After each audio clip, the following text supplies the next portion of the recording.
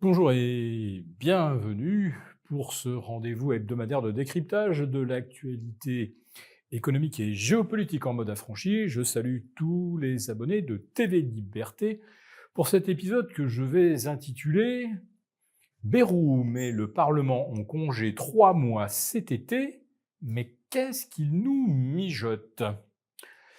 Ouais, dans l'histoire de la Ve République, ce n'est pas arrivé souvent de voir notre Parlement mis en congé du mois de juin au mois de septembre. Généralement, les sessions s'interrompent entre mi-juillet et fin juillet. Alors bien sûr, il y a eu l'exception de la dissolution de l'Assemblée en 2024, mais là, on ne sait pas trop où est-ce que M. Bayrou veut nous emmener.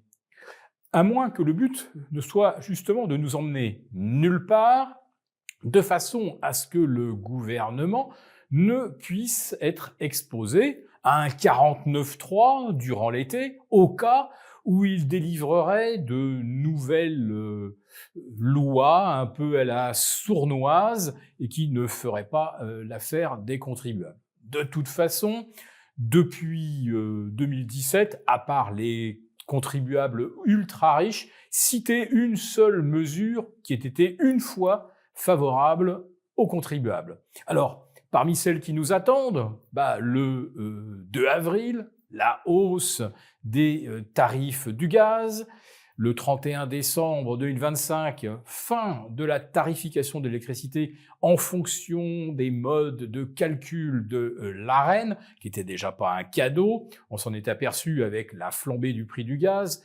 Depuis 2022, le coût de l'électricité a doublé en fait en l'espace de 4 ans. Et avec la nouvelle tarification mise en place début 2026, eh bien, il faut s'attendre à ce que le kilowatt soit délivré à un minimum de 3 euros aux consommateurs. Alors oui, c'est vrai qu'on calcule plutôt en gigawatts quand on est dans l'industrie, mais le résultat est le même. Il faut encore s'attendre peut-être à 15 ou 20% de hausse des tarifs de l'électricité. Et ce n'est pas tout, parce qu'en plus de la modification du calcul du prix de l'énergie, on va nous rajouter encore de l'énergie renouvelable, des éoliennes, des champs de panneaux photovoltaïques.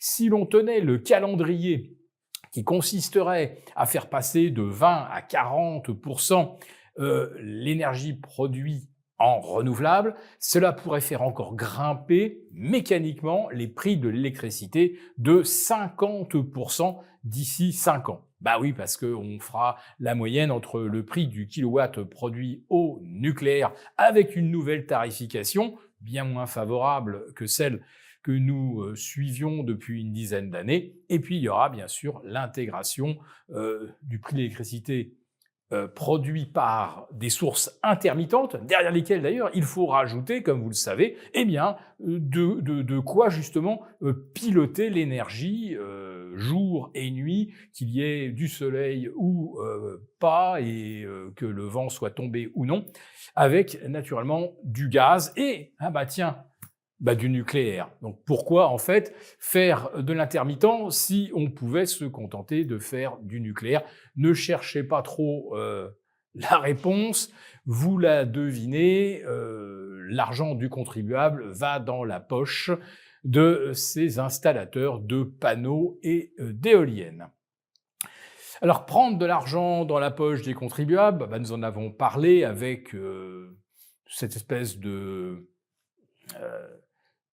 d'ersatz de private equity consistant à investir dans des valeurs impliquées dans l'armement. Alors il y aura des grandes valeurs cotées naturellement, et puis il y aura également de nombreuses valeurs non cotées, dont on ne sait pas si d'ici 5 ans, elles auront réussi à émerger, à survivre, ou si au contraire, eh bien, comme souvent, leur destin aura été de courte durée.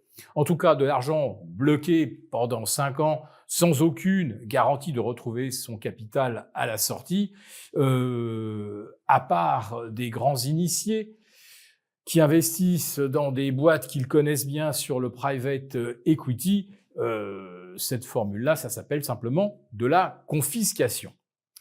Et puis, pour s'assurer que les Français restent dans un état d'esprit, d'anxiété par rapport aux besoins de reconstruire de la défense, eh bien, on continue bien sûr de nous faire peur avec le risque russe.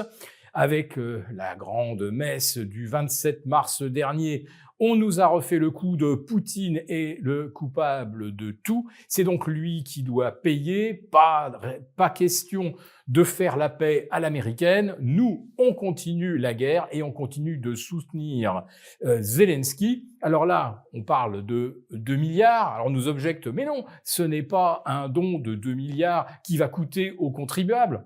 Mais si, bien sûr, parce que ce qu'on va donner comme armement à Zelensky, il va falloir de toute façon le reconstituer avec de l'argent que l'on n'a pas. On ne va pas vider nos arsenaux, nos stocks et rester, nous, avec aucun moyen de défense. Donc évidemment, tout ce qui est donné, offert à l'Ukraine et Zelensky, eh bien, il faut derrière le reconstituer. Bon, les Américains, ils ont été beaucoup plus transparents. Ils ont expliqué que c'était une bonne affaire que toutes les vieilles munitions partent en Ukraine parce que, comme ça, les États-Unis se reconstituent un stock d'armes dernier cri. Alors, donc, je vous disais que pour entretenir ce climat d'anxiété, eh bien, on va adresser aux Français un fameux manuel de survie. Vu comment Macron gère les choses, on pourrait plutôt se demander comment on survit à Manuel. Nous avons conçu à votre attention un rapport spécial que vous obtiendrez gratuitement en cliquant dans le lien en description de cette vidéo. Un rapport spécial qui analyse toutes les conséquences économiques, financières et patrimoniales.